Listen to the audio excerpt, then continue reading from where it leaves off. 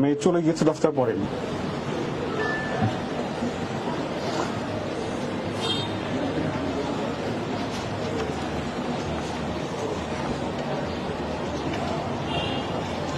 দুঃখিত, তাকে আমরা গতকাল ধৃত করি। জিজ্ঞাসাবাদে তিনি জানান তিনি ভিকটিমের প্রতিবেশী এবং পুরো পরিচিত, এবং এই সুযোগ পেয়ে তিনি নেন।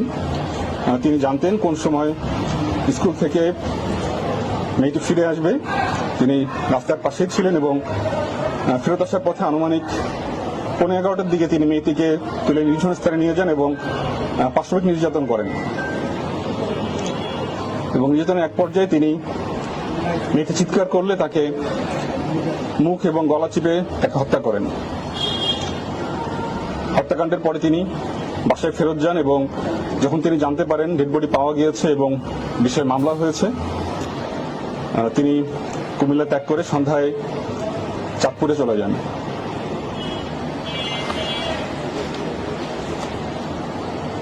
আমরা চাঁদপুর থেকে তাকে ধৃত করি। আমরা প্রাথমিকভাবে জানতে পেরেছি তিনি একজন মাদকসেবী।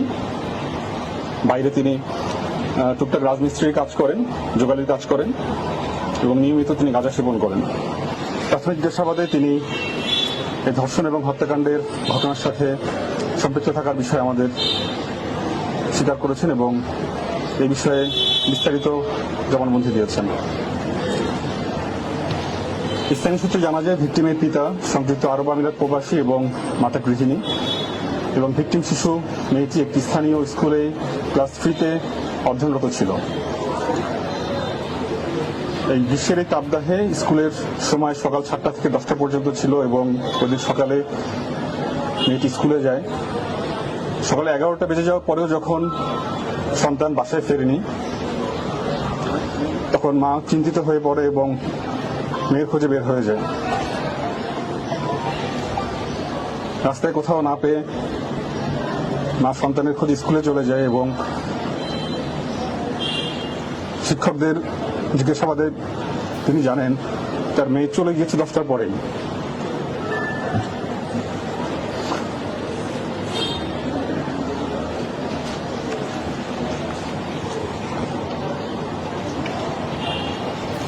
দুঃখিত, মা বাসায় ফেরত আসেন এবং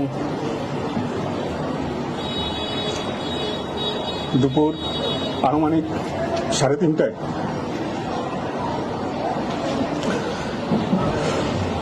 জনৈক ব্যক্তি জানান তার মেয়ের লাশ পাওয়া গিয়েছে একটি ধানের জমিতে।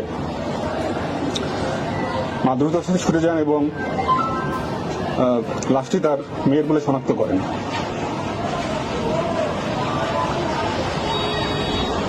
এ সময় জনৈক ব্যক্তি জানান যে তিনি অভিযুক্ত মফিজুল ইসলাম প্রকাশ বা মফুকে তিনি সকাল 11টার দিকে এই বাঁশঝাড়ের ভিতর থেকে দ্রুততার সাথে বের হয়ে যেতে দেখেছেন। আমরা অবিলম্বে তার খোঁজ করি এবং তাকে আমরা গতকাল ধৃত করি। জিজ্ঞাসাবাদে তিনি জানান তিনি ভিকটিমের প্রতিবেশী এবং পুরো পরিচিত, এবং এই সুযোগ পেয়ে তিনি নেন। তিনি জানতেন কোন সময় স্কুল থেকে মেয়েটি ফিরে আসবে।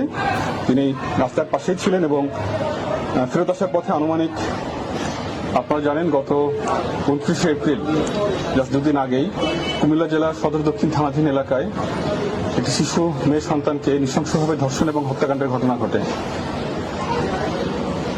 হৃদয় বিদারক এই ঘটনাটি সামাজিক যোগাযোগ মাধ্যম এবং প্রিন্ট ইলেকট্রনিক মিডিয়াতে ব্যাপকভাবে প্রচারিত হয় এবং দেশব্যাপী আলোচনার সৃষ্টি করে। সেটা আমাদের নজর আসার সাথে সাথে আমরা এ বিষয়ে তদন্ত শুরু করি এবং অপরাধীকে দ্রুততার সাথে আমরা আইনের আওতায় নিয়ে আসার জন্য কাজ শুরু করি। এরই ধারাবাহিকতায় গতকাল রাত আনুমানিক 11টায় আমরা চাঁদপুরের শাহরাস্তি থানাধীন এলাকা থেকে আমরা অপরাধী অভিযুক্ত ধর্ষণ এবং হত্যাকাণ্ডের ঘটনায় মফিজুল ইসলাম প্রকাশ মফুকে আমরা গ্রেফতার করতে সক্ষম হই।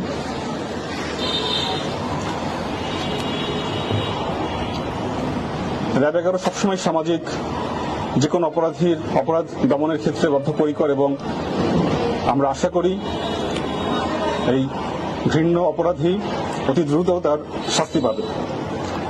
ধন্যবাদ। হত্যার কারণ কি শুধু মাদক নাকি পুরো এখানে এখানে কোনো পূর্ব শত্রুতা বা মাদকের বিষয় আসেনি। বিষয়টি সম্পূর্ণভাবেই তার কামনা চরিতার্থর বিষয়টি চলে এসছে। বাচ্চাটা রাস্তা থেকে জোর করে নিয়ে গেছে নাকি কোনো কিছু মানে কলবন্দি? বাচ্চাটাকে সে জোর করে নিয়ে গিয়েছে এবং বাচ্চাটি যখন চিৎকার করছিল তখনই তাকে মুখ এবং গলা টিপে তাকে হত্যা করে। রাইট। আমরা চাঁদপুর থেকে গ্রেফতার করলেন সেটা কি আপনার তথ্য প্রযুক্তির ভিত্তি থেকে জি জি আমরা তথ্য প্রযুক্তির ভিত্তিতে গ্রেফতার করেছি। তিনি তার এক আত্মীয়র বাসায় আশ্রয় নিয়েছিলেন। আমরা সেখান থেকে তাকে গ্রেফতার করি।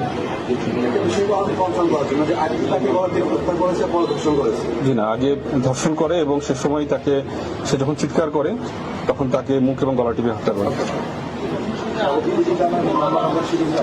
ঘটনা আর কারো সংশ্লিষ্টতা নেই। তিনি একাই ছিলেন ওখানে এবং তিনি এই কাজটি করেন এবং তিনি নিজ মুখে সবকিছু স্বীকার করেছেন আমাদের কাছে।